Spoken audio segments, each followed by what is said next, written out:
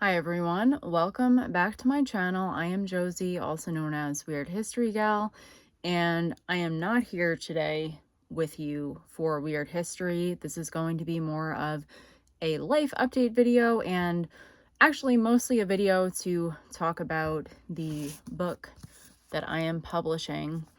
In June of this year, I did announce that it's going to be coming out on June 20th. This is what the cover is going to look like. It is just about finalized, so I am really excited about it. I still have ample editing to finish up on it, but it is, I would say 90% done. So it's really exciting.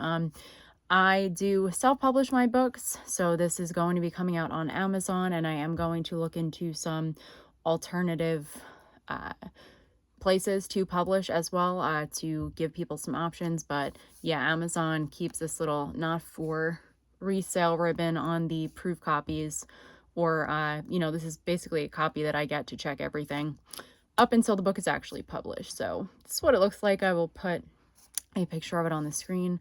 It is called Beneath the Blue Umbrella, and it is the second installment in the Lucy Divine series. If you have read book one, then you are already familiar. I did aim for this book to be a standalone novel, so you don't have to have read book one in order to read this book. And I would say that this book, Beneath the Blue Umbrella, is more of an adult book, not because there is anything sexually explicit in it. That is not my thing. However, it just deals with more mature topics. It is a lot more serious. The stakes are a lot higher. I would go so far as to even say it might make you a bit sadder than the first book. The first book was very bubbly and unserious compared to this book. So I would say that the first book was more of a young adult novel. This book is more of just an adult novel. And I am really excited for everyone to read it. And again, you don't have to have read the first book to read this book. If you are more of a person who reads in the adult genre, you don't really like young adult novels, you might enjoy this. And so far, based on the feedback from my editors, a few girls have read it, a guy read it in a couple of days, my fiance also really enjoyed it. So I do want to say the first book was also more of a chick flick. I feel like this book could go both ways, so I do also like that. I would describe it as being a more mature version of Stranger Things, or even I did just watch season 2 of The Night Agent. I could say it's kind of like The Night Agent if there was a deeper love connection and supernatural abilities added. It's a lot like that. So the basic premise is that I don't want to spoil anything for the first novel either, but essentially Grant and Lucy have a best friend named Jason. He goes missing in this novel, and they are approached by a shady recruiter, and that is basically the premise of the novel. If they are going to potentially put themselves in danger to work with this recruiter to find their missing friend. If they don't, then they potentially may have no resources to find their missing friend. So that is the very basic premise. I did want to talk about some life updates, and then I'm going to get into a few questions that people have asked about the novel and some backstory. If you've been following me for a while, you might know that I delayed it. I do want to talk about that a little bit as well. But really the biggest life update for me, and I do want to get back into content creating this year. I guess that's the first thing that I should mention, because I know I have been quiet on here, but I did get a new job in June of last year, and it has been a very big adjustment for me. So I have just kind of been getting my feet back on the ground. If you do follow me on Instagram, you might know that I did also just get a Ford Bronco, so that has been the biggest thing in my life most recently. I am super happy with it. If you are interested in getting a Ford Bronco and it's not going to put you out financially, I would highly recommend it. I am so happy with my Bronco. It was a dream come true that I got it. I got it at the end of 2024. I had accepted way earlier in the year too that getting that car was just not going to be in the cards for me last year, because I did get a new job. A bunch of things in my life were changing. And I happened to go to a Ford dealership at the end of December of last year because the model that I wanted was not going to be made for 2025. So I was like, I'm just going to go talk to them and see what happens. I had the car within 2 weeks after that. The car was on back order, and it wasn't even supposed to be in within like 2 weeks. It was supposed to take, I thought it would take a couple of months, but I had the car 2 weeks later. It was insane. And it was really nice because last year, to keep it brief, was not an easy year for me at all. A lot of great things happened, but a lot of really crappy things also happened. I haven't been as stressed in years, up until last year. I haven't been so stressed. So luckily this year, I finally feel like I do have my footing a little bit better. The car has definitely been some consolation for how cruddy last year was, but things are getting better. And I'm also super excited to release Beneath the Blue Umbrella. Again, if this is all like going off the context of if you follow me on Instagram, if you might know me, or if you're kind of familiar with what I post, I am a very artsy person. I write, I draw, I've done a little bit of acting, even though acting has always terrified me. I gravitate towards any way that I can artistically express myself. That is the best way that I can spend my time. I feel the most fulfilled doing that. I wish that I could do it full time, but I haven't gotten there yet. But that is just who I am. And while obviously I want Beneath the Blue Umbrella to do really well when I do release it, I am just so proud that I was able to do this. I did delay the novel. It was supposed to have come out in 2021, and something that I actually do talk about in the afterward, I think. I talk about it in this book, like at the end, after you read the whole thing. But I delayed it in 2021, and it was really hard because the backstory with that was that in 2020, I got laid off. My fiance's two brothers got laid off. My fiance was the only one who didn't get laid off. Lucky for him. But we had all of this time to spend during COVID because we got laid off. And so I had written the first Lucy Divine novel in 2018 or 2017. It was another instance where when I get into writing, I just write the whole book within a couple months. And that was what happened between like the end of 2020, when I had a lot of time on my hands, up until April-ish of 2021.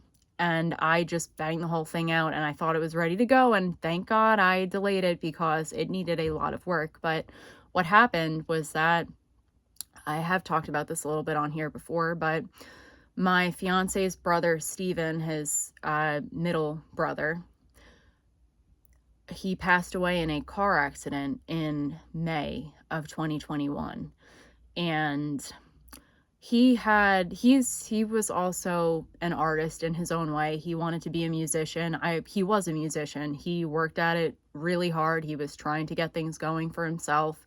He put out, like, you could literally go listen to his music right now on, I believe, Spotify and YouTube. He was called The By Myself. So he was an artist in his own way, and he knew that I was writing the sequel to my first novel. He would ask me about it all the time when we were all laid off, like, how's it going? And in April of 2021, I had told him that it was done. I had told everyone that I know that wants to read it that it was done. And then a month later, he passed away in a car accident, completely unexpectedly. We found out in the middle of the night.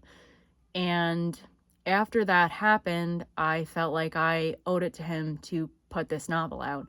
I would have been doing it anyway, no matter what, but because of that, I felt like I needed to publish it in 2021.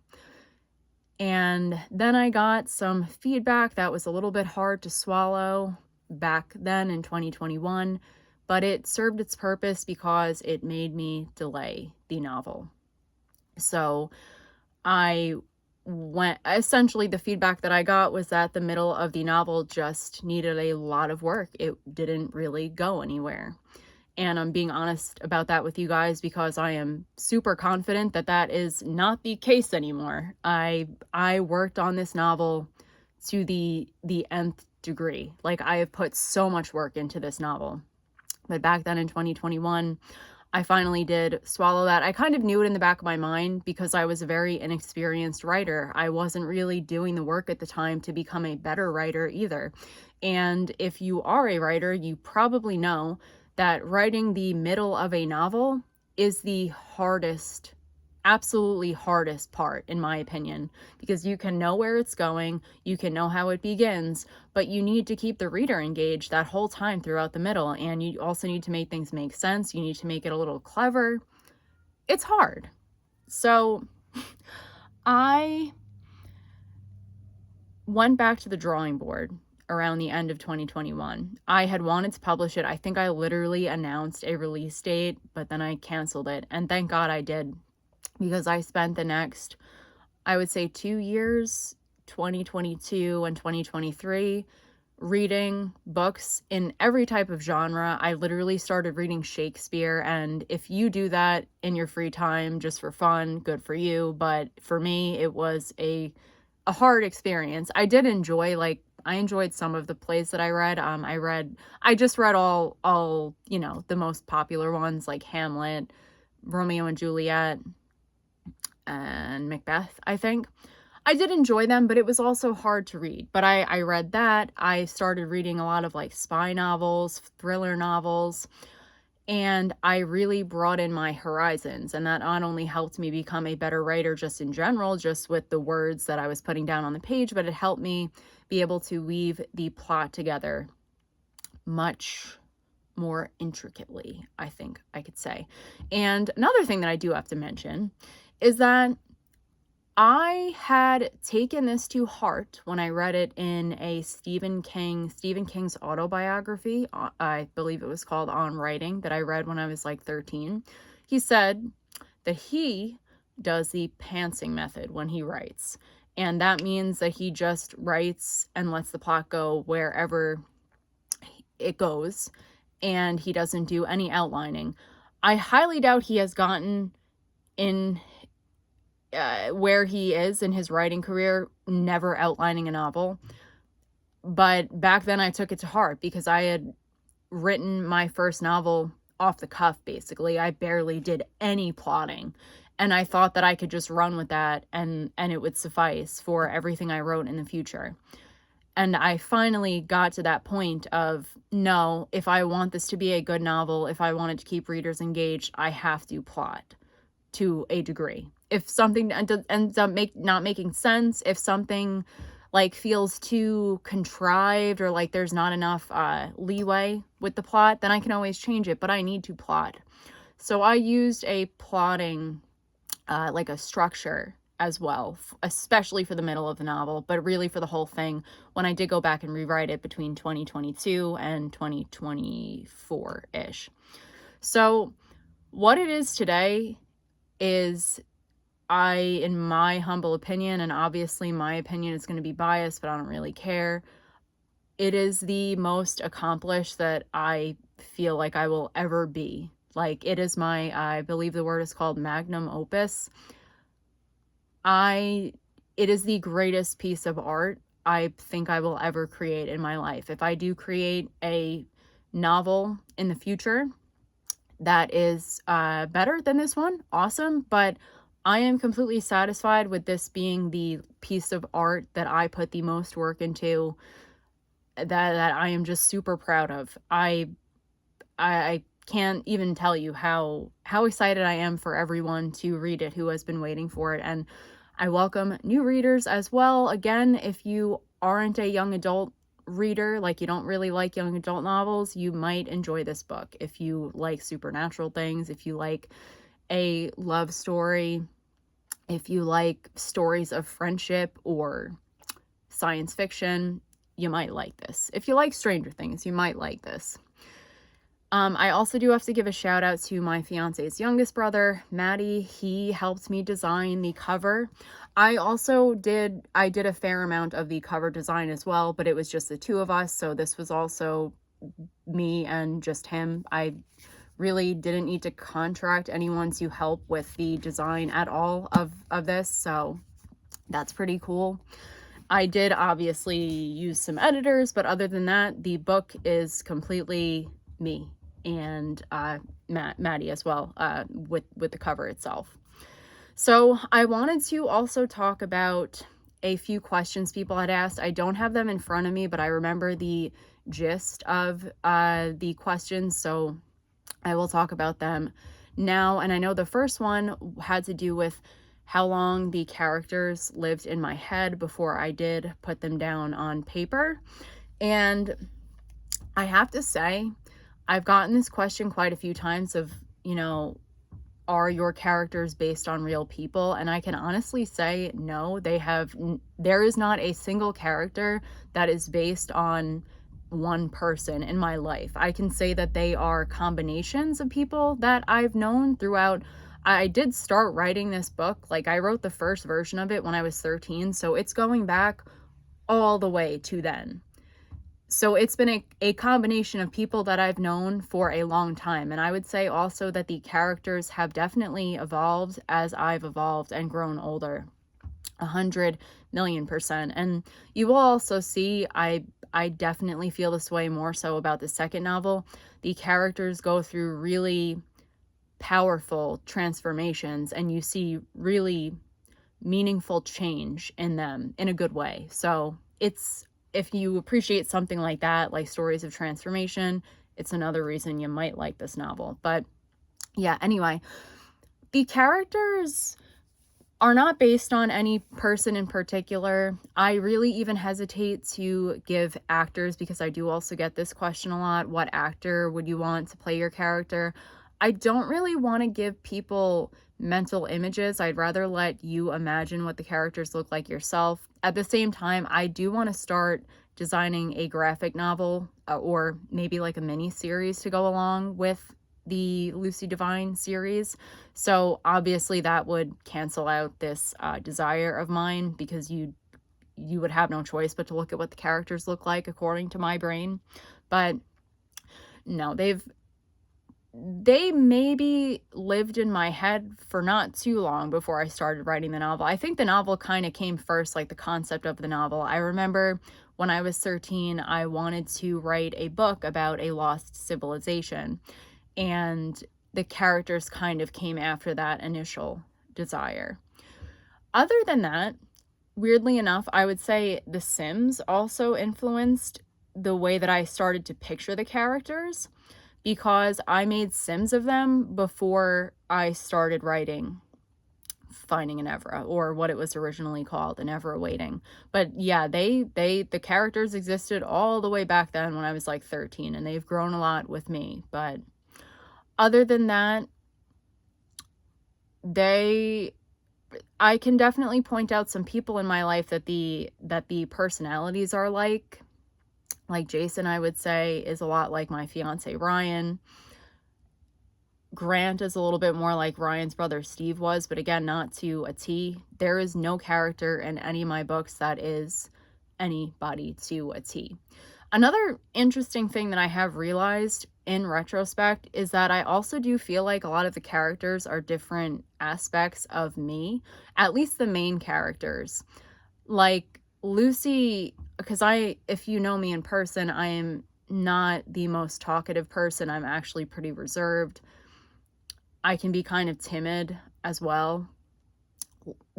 Lucy's character is me in that sense, and then Grant's character is me in other ways, like his assertiveness in some situations, his stubbornness, his artistic ability. So especially with the two of them, I feel like they are both aspects of me, so that has been really cool to kind of look back at and be able to sift through. So that is one question I have gotten about writing.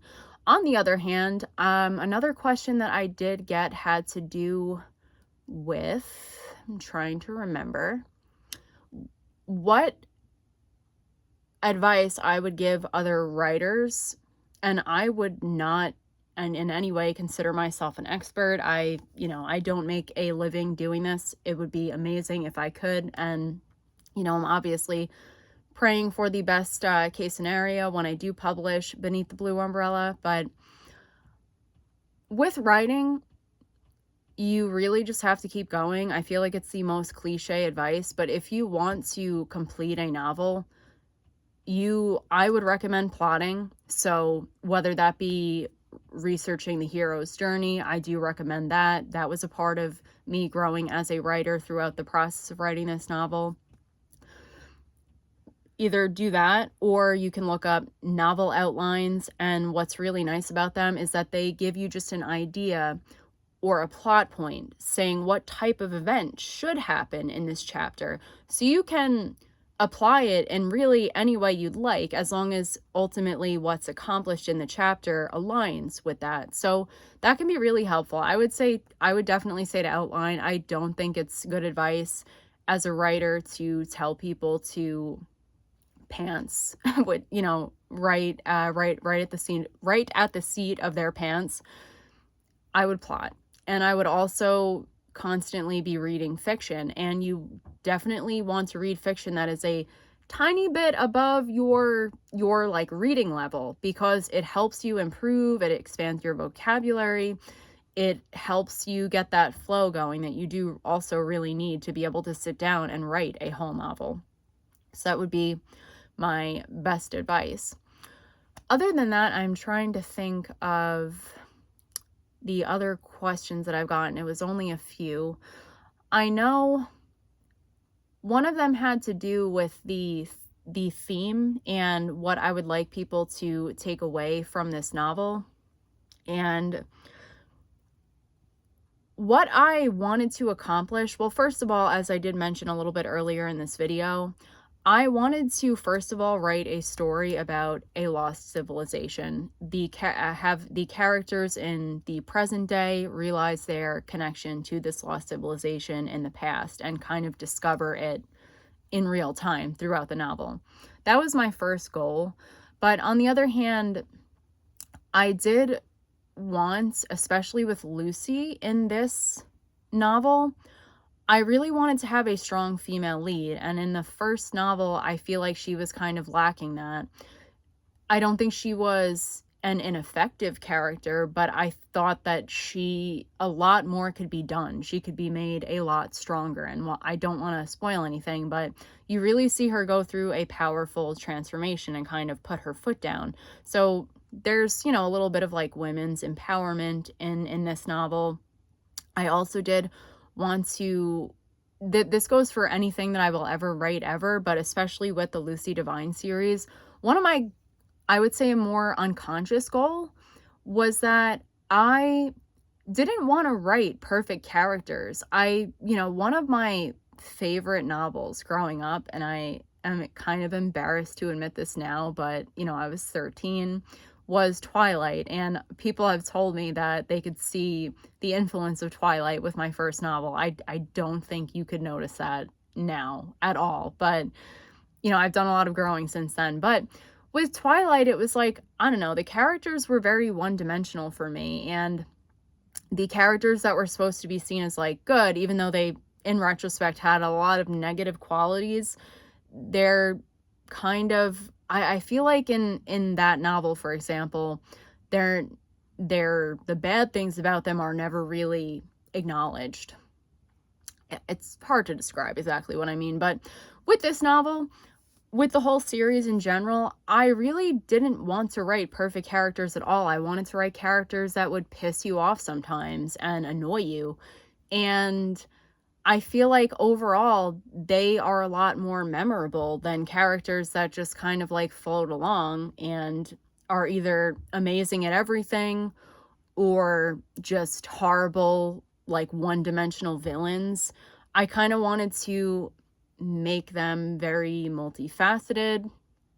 And yeah, I mean, that was one of the big things with this novel. And yeah, overall, I think I have covered everything. I wanted to just do a little bit of a life update and talk about the book. If you are excited to read it, definitely leave a comment down below. If you do have any other questions about the book or the writing process, or anything related to the Lucy Divine series, leave it in the comments and I will maybe make another video, maybe like a Q&A video. Or if you even have questions about self-publishing, let me know. And yeah, I will see you guys in the next video. I should be making like a weird history theme video next, so look out for that. If you do have any suggestions in regard to that, what you'd like to see a video about, leave it down below as well. Okay, thank you for watching.